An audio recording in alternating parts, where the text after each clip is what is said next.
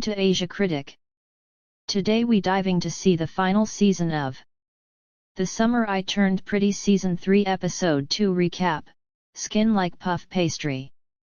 Last Christmas, the second episode of The Summer I Turned Pretty Season 3, picks up not long after the bombshell discovery of the premiere. Belly is rethinking everything about her relationship with Jeremiah after finding out he hooked up with a girl named Lacey in Cabo when he thought they had broken up.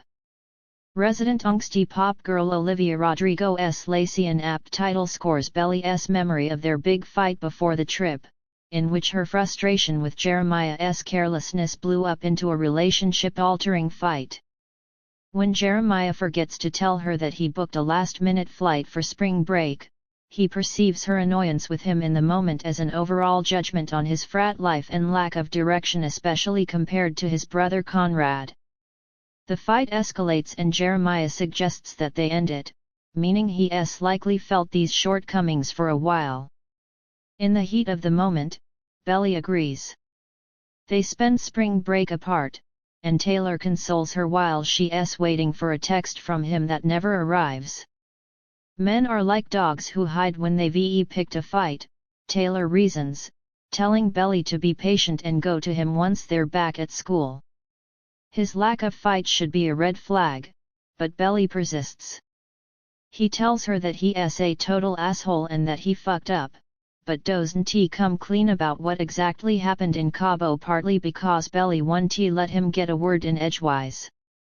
He gifts her a puka shell bracelet and they get back together as if nothing happened. Of course, that was then. Now, Belly is bedridden and refusing visitors even a breakfast burrito from Taylor. On some level, Belly connects Taylor to Lacey because they're sorority sisters, and Taylor takes this out on Jeremiah when she runs into him outside of Belly's dorm. He retaliates and brings up her tryst with Steven and her cheating on her boyfriend Davis, but Taylor doesn't care. "You were supposed to be the ideal," she accuses before walking away. Taylor yells at Jeremiah. Both Belly and Jeremiah are sleepwalking through their heartbreak. Belly turns to her roommate Anika for support, lamenting about how everything in her life leads to him: her summer job, her summer plans, and her future. Everything on campus reminds her of Jeremiah, so she decides to find her own escape route. She calls her mom asking for her birth certificate, and informs her that she's applying for a passport because she got into the Paris study abroad program. Laurel is at a literary conference, but is excited that her daughter is expanding her horizons, though she doesn't yet know the real reasons that brought this on. Jeremiah, meanwhile, tells his frat bro Redbird that he's losing the best part of himself and asks him for advice. Surprisingly, Redbird delivers. He agrees that Ja and Belly were on a break, but that he should come clean about it when he got back from Cabo. Now, Redbird suggests, he needs to stop apologizing and start showing Belly how he feels. Jeremiah takes this advice and runs to Belly, who asks him more details about the hookup with Lacey. They slept together twice, he admits, but he cried in the shower after. It's not a good enough explanation for Belly, who is hurt by the details she asked for. Conrad picks Belly up. But it turns out that Belly is hiding something too, though her secret is far less nefarious than Jeremiah's. Last Christmas, while her family and Jeremiah were spending the holiday in various places, Belly drove herself up to the cousins' beach house. She thought she'd be up there alone, but Conrad arrived unannounced after his travel was cancelled at the last minute. The former lovers hadn't spent this much time together since their breakup, but they quickly fell back into easy patterns with one another. After she fell down the stairs, he picked her up and carried her to the couch. They got cozy, solving crosswords and watching old romantic movies together. Then one morning, Conrad is gone without a trace, and Belly never told Jeremiah about their few days together. While it's not overt cheating like Jeremiah, Belly admits to herself and via voiceover that part of her will always love Conrad. She discovers that he left her a sticky note wishing her a Merry Christmas, and she fills out one of the unanswered clues in the crossword puzzle Conrad was working on. 12 down, a reference to another Jenny Han novel, P.S. I still love you. Belly fills out the crossword puzzle. Things aren't any better for Stephen and Taylor. Stephen doubles down on his romantic gestures by breaking up with his unseen girlfriend Mia and immediately asking Taylor to dinner. But when he arrives at the sorority house to pick her up, she gives him the cold shoulder before blowing up at him when she finds out that his relationship is over. Taylor tells Stephen that she hopes he didn't end things with Mia for her, and that they work better when things are casual. Stephen counters by asking her to try and by admitting that he loves her. This admission clearly scares Taylor and it sets her off.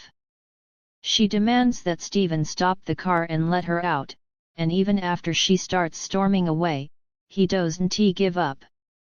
Unfortunately, Stephen turns the car around a little too hastily and gets hit head-on by an oncoming truck. He survives but is in a medically induced coma when Belly arrives at the hospital. Taylor handles calling the Fisher siblings and Belly and Stephen's parents, and when Jeremiah arrives, he keeps his distance but provides support by staying in the lobby. The Conklin parents are unreachable at their conference, where they've reignited their romance and slept together after getting wine drunk. When Laurel finally checks her phone, she immediately feels guilty that she wasn't there for her kids in their time of need, and it'll be interesting to track how this affects her burgeoning reunion with Stephen and Belly's dad. Belly and Taylor stay by Stephen's side, and when they get a moment alone, Taylor tearfully admits that she loves Stephen. She was just scared to admit it, and afraid that one day he'd change his mind and decide that she wasn't worth it. She vows to give them a chance once he recovers and tells Belly that she's going to break up with Davis to give them a shot. She gives Belly some advice too: if being with Ja is what she wants, she shouldn't throw away 4 years worth of love and memories over this mistake. Stephen car accident. Conrad is blissfully unaware of all of the complications back home until he gets a call from Taylor about Stephen's accident. He's in his first rotation at the competitive summer clinic, living his own version of Grey's Anatomy, complete with a tough doctor that's reminiscent of Season 1 Dr. Bailey. He and Agnes are competing to make a name for themselves, and right now, Agnes is winning that battle. When he gets the news about Stephen, he asks his new boss Dr. Namazi if she can call in a favor at his hospital's neurology department. She agrees and asks Conrad if he needs to take the day to emotionally deal with the news, but he refuses and decides to push through the feelings instead of confronting them. That proves to be the wrong decision. When he accidentally mislabels a blood draw, Dr. Namazi takes drastic action and dismisses him from the program. He tries to appeal but she reads him, saying that he needs to learn how to balance his emotions and learn his limits. Agnes stops by later to double down on the doctor's observation, urging him to pay attention to and face his feelings. They'll run you and not the other way around, Agnes warns him. She's talking about Belly, but it surely applies to his complicated feelings about his brother and the grief about his mom that he's working through. Seemingly heeding her advice, Conrad texts Belly about Stephen, breaking their no contact since the previous Christmas, and they have a short conversation that certainly sparks old feelings for both of them. When Stephen wakes up with Taylor by his side, he's had an epiphany. Unfortunately, it's the opposite of Taylor's tearful bedside confession. The car accident was a wake-up call that snapped things into focus for Stephen. Things with Taylor will never work, he's decided, and he was foolish to think otherwise. It's a shot to the heart for Taylor, but instead of fighting for it, she allows him to make this decision for both of them. It's heartbreaking to see Taylor continue to not stand up for herself, and hopefully it won't be the last time she has the opportunity to be honest with Stephen. Belly, meanwhile, has decided to take Taylor's words to heart and look past Jeremiah's indiscretion. Seemingly spurred by her sudden contact with Conrad, her voiceover claims that while Conrad was her first love, Jeremiah is her last. Belly takes Jeremiah back, but instead of taking things slow after such a monumental lapse in trust, the couple accelerates. Belly says yes, reading his mind, before Jeremiah can even get the words out of his mouth. He backs up to ask her properly, though he doesn't get down on one knee.